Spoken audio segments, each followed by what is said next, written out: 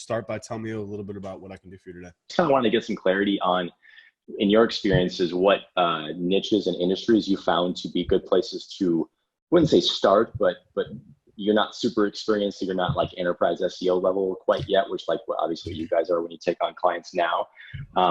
So where to kind of go for myself and my agency, and I'll give you a bit of context and background about me and my situation kind of right now. So I'm currently an in-houser for a identity management company.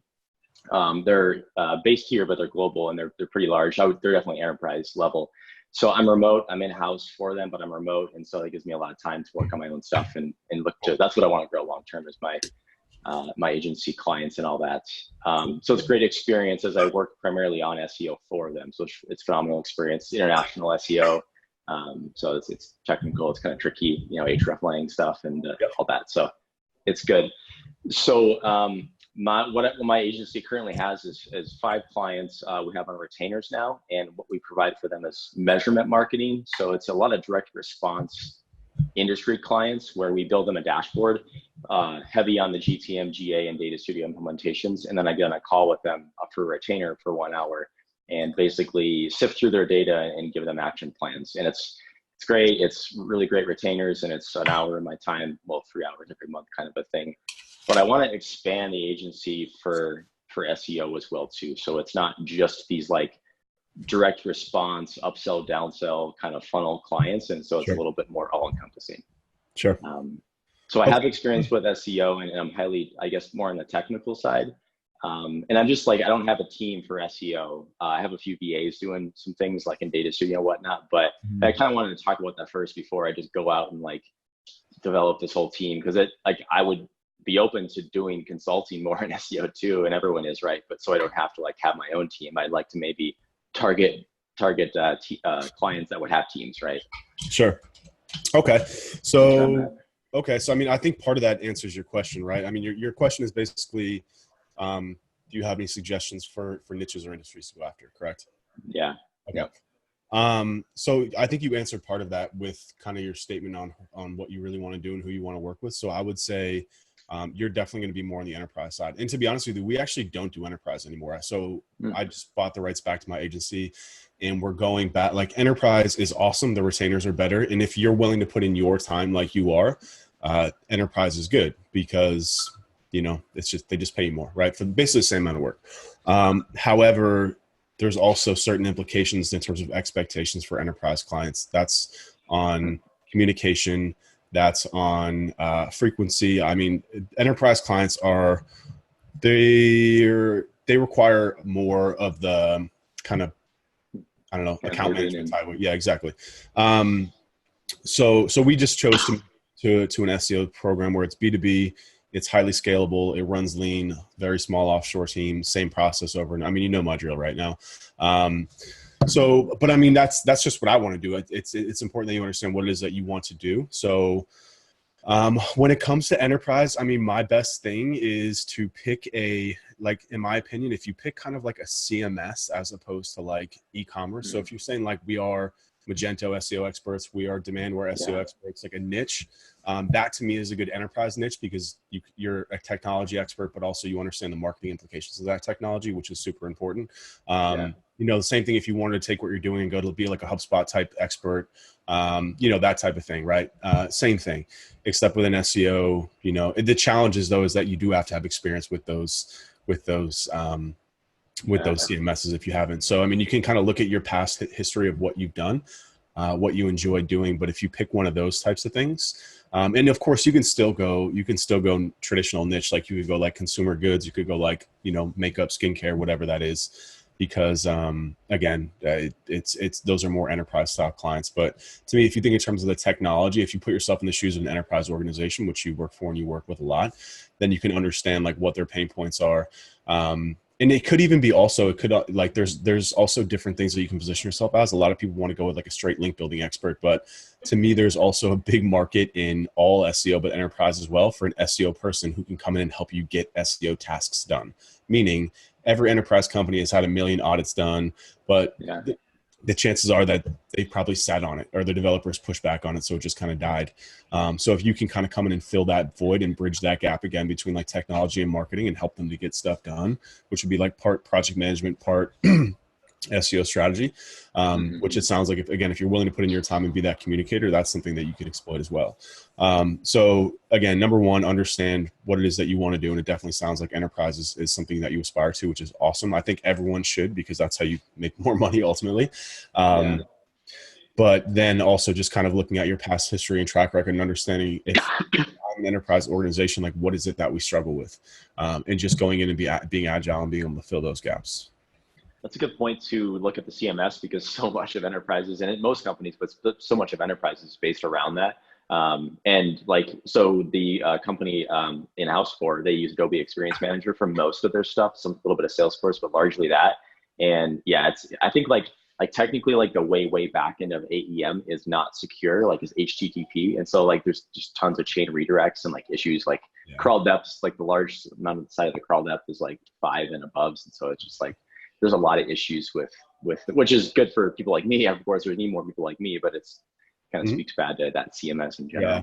And I also think that you shouldn't sleep on what you're currently doing, because to me, like there's a reason why I wanted David as my partner, because I feel like his skill set is not only rare, but it's also an underserved market. Like, so when I first went to, I used to work for a big agency as a contractor, Sapient Nitro, huge agency. And like, I would say, honestly, man, 90% of the SEO they were doing was analytics. It was some form of reporting. It was some sort of, again, because when enterprise companies have all this data, one of their biggest challenges and pain points is being able to wrangle that data and report on it in a meaningful fashion to get stuff done. Absolutely. So again, if you can like a niche of a niche, just like an SEO data specialist, somebody that understands the right type of SEO data wrangle. Like if you've got a suite of Google Data Studio templates that you've already built, you also have access to David, who's, BigQuery, all that type of stuff. Like, dude, there's so much money in that. So much money in it. And it's completely underserved. I've actually been through his Codiness for Losers data pipeline and whatnot. I haven't like gone through it all, but it's definitely something on my list to like just do more SQL this year and like to actually use BigQuery more, because as soon as you start loading multiple sources in Data Studio, it like gets so clunky and like it just, I don't know, like it really like it just like it's kind of a nightmare to go to. So that's a good point. Like I think what percentage of SEO, I guess it's hard to say based on the industry, but like would you say is like largely technical? It seems like that's the biggest areas. It's technical and content. And like I'm telling you, man, like have you been through the technical portion of the Blueprint training? I've been through portions of it. I've seen like the whole entire list of like priority levels and rankings. Like there's a ton. So the guy who put that together, I met him at Sapient Nitro. He was global director of SEO at Amazon. Like he is one of the best technical SEO minds I've ever met. Nice. And that was where I learned a lot of like technical SEO from. Fortunately, was kind of through that space. But if you look at that, like that is the work that Sapient Nitro does. Like those audits that he does, understanding how to like mine all this different types of data and present it to them in ways that they can be like, oh, okay, that's good. Like they don't care about link building. Content strategy is important, but like, dude, most large organizations like are not going to create content. You know what I mean? They don't have to. Right. So it's so much technical, and it's so much like understanding data, presenting data, having conversations, you know what I mean? Like that type of stuff. And if you're already doing that, then you're kind of like halfway there, man. Because it's less work. It's like minimum. Like I'm already doing, screaming for all exports to BigQuery, et cetera, all the time and everything. So you kind of might as well, like, that's an interesting way to think about it, is like being more like specializing either from a CMS standpoint for a larger organization, or else just by the genre of SEO. And like, we don't touch content SEO, but like we can show you gaps and we can show you some other areas, but like largely it's just technical based. And that's what they care about, man. Honestly, like go back and re-review after this conversation, re-review like his decks that he built. It's really, really like for 99, like you're actually in the minority of the people in the Blueprint, I think, who are like most people are smaller agencies that are just kind of looking to scale and make money. But if you're looking to build a career in SEO, especially as a consultant, like it's important to pay attention to trends. Like Python is another one that's massively trending right now. Yeah. If you can be able to chalk that, like it's funny because me and David, like David knows Python and all that stuff. And when people ask me, if an agency asks me, I would tell them like, don't learn Python, it's waste your time. But for you, someone who wants to go more of the consultant route, that would be a very, or at least to have somebody who can help you out with Python related tasks. Like it's a very sexy thing in like big technical SEO right now. Like they're all talking about it.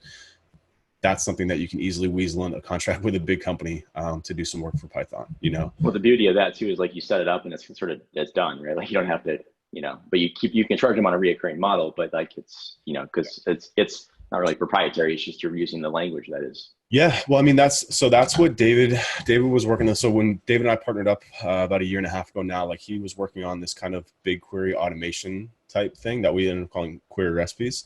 And that's basically what it is. It's software. It's going to be self-service, but a lot of it's going to be the managed software model too. So there's going to be like elements of, customer service, consulting, stuff like that. And yeah, I mean, it's an amazing business model. That's why we're like pushing more of our attention there, because it's a very underserved market. Like there's no one in the market right now that's being like, hey, let me help you wrangle all your data into BigQuery. You own the data and then build whatever reports. All your data is there. Then let's talk about how we can visualize that and report that any way you want. Like, oh, you want your CMS and your analytics data, like done. Here's the data studio. Yeah, unlimited bridges, right? To whatever you want. Yeah. It's a very good space to be in for, and you've already got a lot of that experience. So let me share my screen just to make sure we're talking about the right tracker. Is this the one we're talking about, right? Like technical audit, like all the different areas of technical SEO, basically, right? Yep. And also, if you watch the videos, he goes through one of his audits, and you can see, I wasn't able to give you guys that deck, but you can see kind of like the way he uses visualizations, where he's getting his data from, like all that stuff. It's really, I mean, those are like $20,000 audits in my opinion. What he's doing, $25,000 audits. I mean, and he hands it off to like, this is what you guys need to do, right? It's not, he's probably not even doing it, right? Yeah, It's not touching it. So the way that a lot of like SEO contracts work like when Target signs a contract, it's really just for SEO. There's other elements to it, right? Like we were working with Bayer Crop Sciences back in the day, and they signed an SEO contract, but that SEO is only probably 15% of the total contract. Like 50% of it was data analytics, project management. There was some content support in there. But like the SEO, it was basically like an SEO audit presenting to shareholders and then like pushing into content strategy, because those websites are so big too, that like, it's really hard to put together. Like it's enterprise SEO is very, very different than, like the type of SEO that we're doing. Yeah, and obviously it's like going after elephants versus going after lots of different like rabbits, smaller kills with like B2B, which like you just kind of. Yeah, I mean it's just so like we chose B2B because it's a marketing area that I'm comfortable with. Blueprint to me is B2B. You know what I mean? So I'm doing B2B marketing and sales every day. I understand it. I do it for my agency. I built a really good pipeline, inbound pipeline for SEO for that. So I feel like I have a good grasp on it. And it's also in the range of people that can afford to pay good money, but it doesn't require too much technical skill, because like most of the sites are on WordPress or smaller websites. So we can get in that like $4,000 to $6,000 a month retainer range, which is really right where I want to be, and have more of like a passive style agreement. Like enterprise, anytime you get over like 8,000, 10,000, 12,000 and up in terms of retainers, like the amount of conversations that you're expected to have are through the roof. And that building that type of talent, that's either going to be you having to do that and your calendar is going to fill up very quickly, or you have to hire a really smart and intelligent staff to support you to handle a lot of that communication. Like scope creep is like built into the contract, it sounds like, basically, because like it's hard to scope something that high price because stuff comes up. Yeah, and when they pay that much, they have higher expectations. If someone's paying you $20,000 a month, like they expect you, to like, if they ask you for something, you do it. Yeah, absolutely. I get that. So nice. Yeah, that's definitely helpful to like how to position, and because I'm not totally solo enterprise, but like it makes more sense with just kind of my background, what I'm good at, without having to learn a bunch of everything else and build a whole team. Because like whatever way you go, there's just a lot of work ahead, period. And I'm not averse to that. It's just like, what's the path of least resistance and most passion and fun, for me. So So it's kind of the Absolutely. marriage of that, of course. So yeah, Absolutely. cool. Trying to think if I have any other questions regarding this, but I think that was largely it. Some industries I previously have experience in. One would be interesting. I was thinking about. It's local car dealerships. I worked for one for probably that's where my digital marketing career, like 7, 8 years ago, for a couple of years, and I understand that industry really well. It's not that I necessarily like it; it's just I like the business end of it and understanding how it all works. Sure. But they have money and they need SEO help because a lot of these websites are built by one of like 6 agencies nationwide. Dealer.com, Dealer Inspire. They specialize in WordPress builds, whatever. They bake SEO in, but they don't really bake it. They say they do, but even some of the content siloing of the website structure is kind of not right at all. So that might be something in terms of, I just hesitate with local because I know your wings are always clipped when it comes to local SEO. Yeah, there's just a lot less money in it too, and it's not necessarily easier. Yeah, I probably actually harder. I just finished recording a video where I was talking about like the level of effort of the 4 different types of campaigns, and then broken out by like segment, like technical, keyword research, on-page content, link building, and then ecom, B2B, local, and publisher. And like when you look at it like that, I don't have it in front of me, but when you look at it like that, you can clearly. Actually, I do. If you want me to share my screen real quick, I can show you the That'd be slide. cool. Yeah. Um,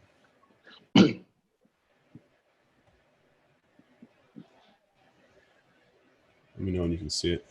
Yep. You got it now. Okay. Yeah, so this is a slide, and it's basically just looking at, 1 being lowest, 10 being highest and most important, ecom, B2B, local, publisher, and then basically what you need to do in order to deliver that service. You can see how like e-commerce is high on technical, a little bit, it's high throughout, but the price tag that people are willing to pay for ecom, like ecom scales the best, because if you have 1,000 products, 10,000, 100,000 products, there's endless work that you can do. Whereas B2B, the retainers are a little bit less, but you can see like you don't necessarily need as much technical. It's a lot heavier on content and links, local, publisher, etc. Right? So this is kind of like the webinar I'm talking about. Basically what we just talked about, like how to select a niche, and how to select like a niche within that niche and all that stuff. So this has actually been That's heavy pretty on. helpful. Yeah, no. What do you mean by publisher? What is that? What is that? Publisher would be like Forbes, Huffington Post, Got it. Yep. big websites like that. That's very heavy technical. Also very like publisher SEO is probably to me one of the hardest to do because they have so much content, and so many pages that like you have to really put a lot of time and effort to determining if they need those and like content strategy. Yeah. Like it's not something I would really want to do, to be honest with you. I find e-commerce to probably be the most sexy, the most desirable in here, because I've worked with local and businesses where the sale happens offline as well too, because then it's a lot harder to show the ROI of SEO, and it just kind of gets to be a nightmare. And e-commerce is definitely one that's lucrative for sure, but I feel like you just have to have so much more experience, or call yourself a Shopify e-commerce specialist or whatever. Which would kind of be the CMS to focus on if you're going to focus on a CMS, I think, for that clearly. So there's one. Are you familiar with Demandware? Yep. Mm-hmm. Demandware is, for those who don't know, it's a large enterprise e-commerce CMS. And we had worked with a couple clients. So when I was with the old agency, I wrote an article that was Demandware SEO issues. So now it ranks for Demandware. They get leads for Demandware companies that are searching for like Demandware SEO help. But really more importantly is once you have this article, this becomes an asset that you can share with those potential companies, right? So like something that this company should have done more of is like, it's actually funny is that when you're first growing your agency, like it's great to have inbound leads because it's one less thing to worry about. But once you get to a certain point, you only want to be working with clients that match like your values, like your staff, that because any sort of outlier for like, it's just a headache. So you'd rather be able to pick, like the easiest way to do that is to do outbound sales to kind of pick who you're going to work with. Right. And if you have content like this, if you have case studies, that's like, hey, this is what we specialize in. Here's an article to read it. Like outreach becomes a lot easier, as opposed to being like, hey, we're Demandware SEO specialists. Being like, here, look at what we know. So, this is a very, very good asset. So it takes work. And honestly, you could put one of these together without even having done it before by just doing research, stuff like that. But another really cool thing is there's a platform called BuiltWith. I don't know if you know what BuiltWith is. BuiltWith will tell you what kind of technologies the site's using, right? Yep. So what's really cool about this too is you can type in to find websites that run on demandware, Nice. and then just prospect for them. And then, so you have to pay for the list, but you pay for those. And then like the other things you can do is, I mean, so this scales actually really well too, because you can come up with, other CMSs, and kind of like the more niche, the better. But this then gives you a list of all the sites that run on it. Nice. So then it's like a very targeted prospecting list that you can figure out, do I want to email them? Do I want to, upload to Facebook, advertise to them? There's a bunch of different things that you can do to prospect for the right clients. And this is the type of stuff where like you need a really good sales team to do this at scale, but this is something that you personally can do for, an hour or two a day to find the right prospects, Yeah, absolutely. That's a good. I just use BuiltWith as the actual extension when I actually go into the site, and it's kind of a different way to use it, and totally makes sense to pay for that versus how would you scrape, But yeah, that's pretty awesome to, if you're going to focus on that, so just go and prospect those people. And I mean, what you wrote that article on Demandware, and that's a great sales tool itself, not only for inbound stuff but for outbound. If you're reaching out saying, hey, we rank first for how to use Demandware, I mean, it sells itself both from an SEO standpoint and from a overcoming objections in the article itself if they actually read it. Yeah, basically what we were doing was, there was a platform that just got really expensive. It's called GrowBots. And what it is it's like an email outreach tool, like mixed with BuiltWith and like linked, like I don't know where they get their data from, but basically you're able to prospect for companies. Like we were sending out targeted outreach emails to only people who ran on Demandware. The platform back then was in beta. This is like probably 2 years ago now. So it's cheap. Now it's an enterprise tool. It's really expensive, but that tool is amazing for outbound sales, because what it does is it BuiltWith just gives you the opportunities. You then have to like find their contact info, blah, blah, blah. Like that platform finds their contact info and has email and marketing built into it. So you basically just like build a prospecting list, send your template, and dude, that was working. We had like a 5% positive response rate back to book to Nice. time on our calendar to talk. Which is you really, didn't have to do anything. You set it up and paid them, and that's no, it. man. And like they were big demandware companies too. Like we got some really good leads off. But it was something that we unfortunately didn't scale up, which we should have, but it works. Definitely works. Actually, I wonder what that company's doing now. Awesome. That's really helpful, because I think if I was to do non-enterprise and not just join a team and kind of be the consultant in that respect, I think e-commerce would be the other area where I would be open to like building my own team, because there's pros and cons. Like when you build a team, you know who you're working with. You don't have to get to know people, their communication style, the project management. Like you have your own team for that.